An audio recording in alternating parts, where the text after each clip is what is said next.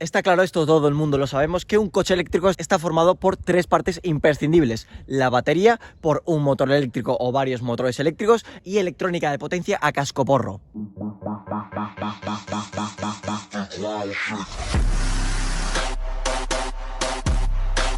Y por la propia forma en la que funciona un motor eléctrico, estos no necesitan una caja de cambios como los motores de combustión para ir modificando el par y la potencia en función a la velocidad a la que estén yendo, porque los motores eléctricos pueden operar desde las 0 revoluciones por minuto hasta, por ejemplo, las 20.000, y no estoy diciendo ninguna locura. Y todo este rango sin perder casi potencia. Bueno, ¿por qué dices casi, Jimmy? Bueno, porque aquí es donde está la gracia de este vídeo. Sin embargo, por ejemplo, un motor de combustión te puede llegar de normal a las 7.000, 8.000 y en los casos más extremos, esto siempre en coches comerciales, a las 10.000, como el último Lamborghini, ¿cómo se llama?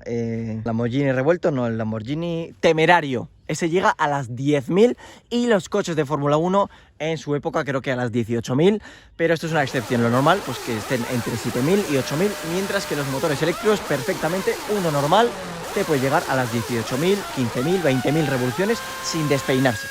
Vale, entonces aquí también otra pregunta en este vídeo que la vamos a resolver obviamente. ¿Por qué los especialistas de los alemanes, de los ingenieros de Porsche, han dicho: oye, la caja de una velocidad que está poniendo todo el mundo en sus coches eléctricos no me vale y yo voy a poner una de 2 velocidades? O sea, ¿por qué estos ingenieros están poniendo una caja de 2 velocidades en un coche eléctrico si realmente es que no hace falta, con una te vale?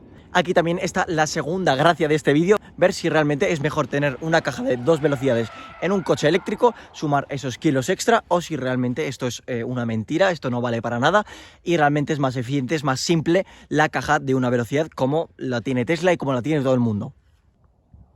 Están pasando por aquí cosas voladoras. Tú, por si acaso. ¿Vale?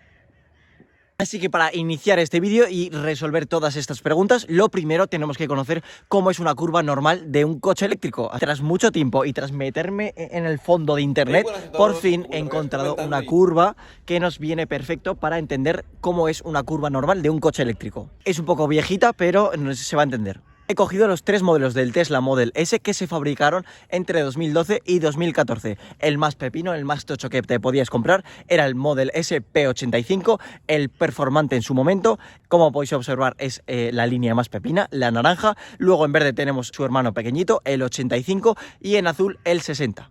Las curvas continuas representan el par generado en newtons metro de cada coche según su velocidad, y las líneas discontinuas representan la potencia que generan según la velocidad a la que estén yendo. O sea, en el eje X tenemos la velocidad y en el eje Y tenemos la escala tanto de par como de potencia. Y ahora vamos a sacar las evidencias, las cosas comunes que vemos en estas 3 gráficas. Podemos empezar primero por el par máximo, es decir, que todos los motores eléctricos tienen una característica, y es esta, que te pueden ofrecer el par máximo que te dan desde las 0 revoluciones. O sea, esto jamás no lo puedes ni soñar en un motor de combustión.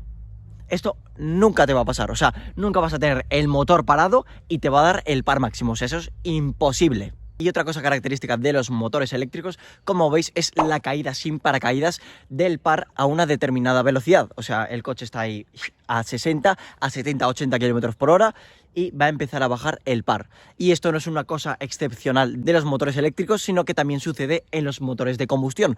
Porque tú, si quieres aumentar la velocidad, lo que tienes que hacer es cambiar la caja de cambios a un engranaje más pequeñito que te va a dar menos par, pero más velocidad. Resumen, en un coche de combustión, si quieres aumentar tu velocidad, inevitablemente vas a tener que reducir tu par, porque los engranajes, a medida que subes las marchas, son más pequeñas para darte más velocidad, pero por el contrario tienes menos par. Este es el sentido que tiene la caja de cambios de toda la vida. Pero entonces, ¿por qué los motores eléctricos disminuyen su par si no tienen caja de cambios? O sea, si solo tienen una velocidad, ¿qué está pasando aquí? Hay alguien que nos está reventando los motores eléctricos, y no es nada más y nada menos que él mismo. O sea, él mismo se está autodestruyendo.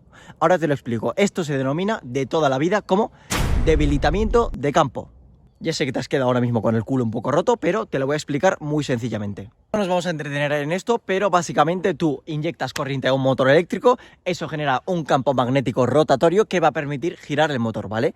¿Qué pasa? Que a una determinada velocidad, cuando el motor está a tope ahí a 10.000, 12.000, 7000 revoluciones, las que sean, el propio campo magnético que está haciendo girar el motor va a generar un campo magnético que se va a poner a él mismo. A cierta velocidad, cualquier motor eléctrico empieza a generar un campo magnético contrario al campo magnético que nos hace girar al motor. Es decir, que genera una especie de hijo endiablado que frena al propio padre, o sea, al campo magnético inicial que hacía mover al motor. Y a medida que aumentamos esa velocidad, este problema sigue creciendo. Por eso veis esa caída libre del par y de la potencia, sobre todo del par. En este caso, esta caída empieza entre las 40 y 50 millas por hora, que os lo pasaré a kilómetros por aquí porque ya no me acuerdo.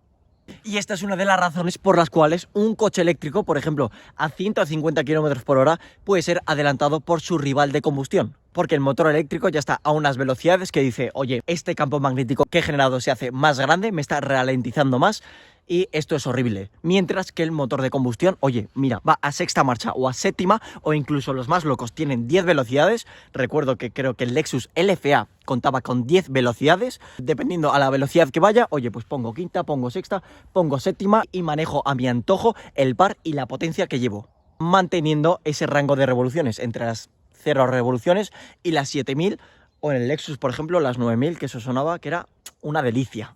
De hecho, os voy a poner un ejemplo muy antiguo, pero que representa más o menos esto: la rivalidad entre un Camaro RS y el primer Tesla que salió, el Tesla Roadster, que era una primera versión, estaba un poco ñoclada, y como veis, el Camaro a un determinado cambio de velocidad supera la curva del Tesla Roadster. Pero también os tengo que decir que esto es de hace 10-15 años y obviamente las tecnologías mejoran, los motores de combustión mejoran, los motores eléctricos mejoran y por lo tanto tenemos unas curvas mucho mejor que hace 10 años. Os voy a comparar la curva de par del Tesla Model S Plaid, que es un modelo reciente que tiene 1000 caballotes de Tesla, frente al P85, el gama alta de 2012 de Tesla. Que por cierto, esta curva la he sacado de Engineering Perspective. Os pondré por aquí la tarjetilla por si os apetece ver el vídeo. ¿Qué pasa? Que ahora llegan los de Porsche, los ingenieros alemanes, y dicen, oye, pero si tenemos realmente, a partir de cierta velocidad, este problema del debilitamiento de campo, coño, carajo, ¿por qué no ponemos una segunda velocidad que no nos degrade tanto esa curva? Aquí es donde aparece la ingeniosa caja de cambios de Porsche, del Taycan. Y ahora bien, la pregunta del millón: ¿qué ventajas nos da una caja de cambios de 2 velocidades en un coche eléctrico? Primero, que al tener 2 velocidades, la pequeña, la primera marcha la podemos hacer mucho más pequeña, focalizándola en un aumento de par en velocidades reducidas, por ejemplo, de 0 a 60, y de 60 a lo que viene, que es cuando tenemos la caída del campo magnético, utilizamos este segundo engranaje que nos va a permitir mejorar esta parte final de la curva, que de hecho lo vamos a ver ahora mismo en estas imágenes. ¡Pam! Tenemos muchísimas gráficas. Tenemos en la parte izquierda las dos gráficas de con Launch Control y sin Launch Control del Taycan Turbo, y a la parte derecha la más tocha, el Taycan Turbo S, que nosotros no vamos con tonterías. Entonces vamos a coger como ejemplo la curva del Turbo S, pero la de Launch Control. O sea, aquí tenemos la máxima chicha posible. Tenemos un chorrón de curvas, pero nos vamos a centrar en lo último que estábamos diciendo, este cambio de curvas entre la primera gear, entre la primera velocidad y la segunda velocidad. En el eje Y tenemos el torque que llega a las ruedas, y en la parte de abajo, como siempre, la velocidad, pero en este caso en kilómetros por hora, que nos viene mejor. Como vemos, primero en la salida obviamente utilizamos la gear, la velocidad que nos va a transmitir más para las ruedas, es decir, la primera. Pero hay un momento que dice la primera: oye, bro, estoy a demasiada velocidad, estamos perdiendo par, por favor, que continúe la segunda velocidad. Y este cambio, este upshift, se hace en torno a los 100 km por hora, aplanando mucho más el par final a altas velocidades. Os enseño esta tablita donde se ve perfectamente que a altas velocidades, de 0 a 60, de 45 a 80, de 80 a 120 millas por hora, se ve un aumento de aceleración y por tanto tardamos mucho menos en alcanzar altas velocidades, y en teoría también tenemos más velocidad punta con esta caja de doble cambio. Y que sepáis que esto no es una invención de Porsche, que los ingenieros de Porsche no vean este vídeo y se pongan la medallita, porque Tesla, con su primer modelo que sacó, el mencionado anteriormente, el Tesla Roadster, ya probaron con esta caja de doble cambios. Lo que pasa es que pues fue el primer modelo de Tesla, esta caja se subcontrató a otra empresa y vamos a decir pues que no les salió muy bien la jugada. Tenían engranajes que estaban ya planitos, se parecían más a una rueda slick de Fórmula 1 que a un propio engranaje. O sea, eso estaba lisete, no les salió muy bien. También tenemos que comentar las partes negativas de esta caja de doble cambios. Al tener un engranaje más, la caja es más voluminosa, tenemos que meter también más aceite para lubricar, y por tanto la caja de cambios pesa 25 kilos más que por ejemplo la que tenemos en el Tesla, que es de una sola velocidad. La del Tesla pesa 50 kiletes, mientras que la de Porsche está un poco más panzona, 25 kilos más. Entonces la pregunta del millón, la pregunta que resume este vídeo, ¿merece la pena? ¿Es mejor una caja de cambios de 2 velocidades? Pues objetivamente hablando, claro que sí, porque tenemos un control muchísimo mejor del par y de la potencia, tenemos mucha más eficiencia a altas velocidades. ¿Qué pasa? Que todo esto que os estoy diciendo no depende solo de una caja de cambios. Tenemos motores, tecnologías, electrónica, potencia, baterías completamente diferentes y tampoco podemos determinar si realmente es mejor el Tesla o el Porsche. Solo podemos decir que cada uno, según la tecnología, según lo que tenían en la mesa, han optado por la mejor solución. En este caso, Porsche ha pillado la de 2 velocidades y Tesla se ha deshecho de la del Roadster y ha optado por una de 1 velocidad. Así que nada, hasta aquí el vídeo, denle like, suscríbanse por favor, a ver si llegamos al 1000 suscriptores al final del año y nos vemos en el siguiente vídeo. Hasta luego.